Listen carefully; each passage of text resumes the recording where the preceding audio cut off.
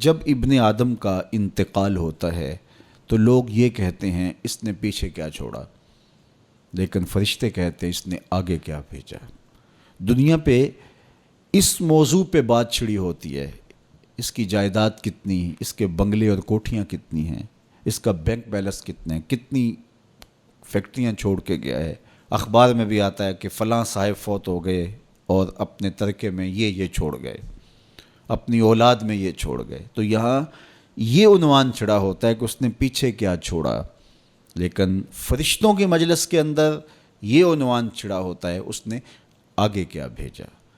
تو ہم نے یہ دیکھنا ہے کہ اس مختصر سی زندگی میں ہم نے آگے کیا بھیجا ہے۔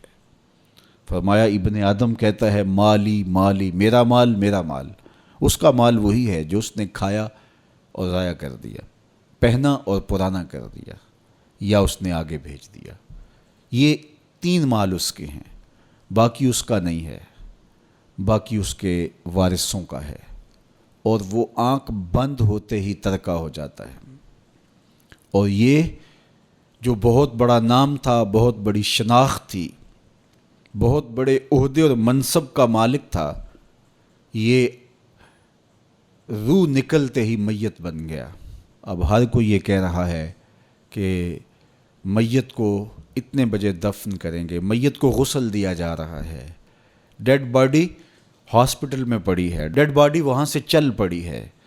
تو یہ عنوان چھڑے ہوتے ہیں۔ تو اب کوئی نہیں کہتا کہ فلاں منصب دار اس کو غسل دیا جا رہا ہے، کوئی یہ نہیں کہہ رہا کہ فلاں عہدے دار کو جو ہے وہ منتقل کیا جا رہا ہے۔ تو سب سے پہلے اس کی شناخت چھین لی جاتی ہے، اس کا نام چھین لیا جاتا ہے۔ اب وہ میت بن گیا، اب وہ ڈیڈ باڈی بن گئی، اور اب رشتے ناتے وہ سلسلے کہاں گئے، وہ جائیدادیں، وہ سب کچھ، وہ منصب سارے یہیں رہ گئے۔ یہ تنے خاکی لے کے قبر میں اترنا ہے، اور چند گز کفن لے کے قبر میں اترنا ہے، اور وہ اعمال جو ہم پہلے آگے بھیج چکے ہیں وہ وہاں جا کے ہمیں وصول ہوں گے۔ اور اگر ہم اس جہان کے لیے یہاں پہلے کچھ نہیں بھیجا تو یہاں سے تو کچھ ساتھ نہیں لے کے جائیں گے۔ واحد لباس کفن ہے جس کو جیب نہیں ہوتی۔ اگر کوئی کسی کے کفن میں جیب لگا کے اس میں درہم، دینار اور ڈالر ڈال بھی دے تو پھر بھی وہ سکہ وہاں نہیں چلے گا۔ اس کی قبر کے اندر بہت سارے درہم و دینار، سونے اور چاندی کے ڈھیر بھی کوئی ساتھ دفن کر دیں تو پھر بھی یہ سکہ قبر میں نہیں چلے گا۔ وہاں اعمال کا سکہ چلتا ہے، وہاں صالحیت کا سکہ چلتا ہے۔ تو یہ ہم یہاں سے جو آگے بھیج چکے ہوتے ہیں وہ ہمیں وہاں جا کے وصول کرنا ہوتا ہے۔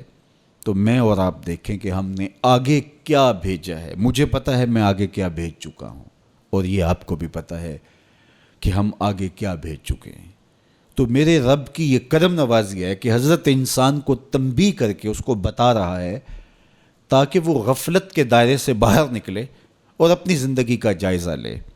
تو فرمایا وَلْتَنْظُرْ نَفْسٌ مَا قَدَّمَتْ لِغَدٍ، ہر جان یہ دیکھے اس نے آنے والے کل کے لیے آگے کیا بھیجا ہے۔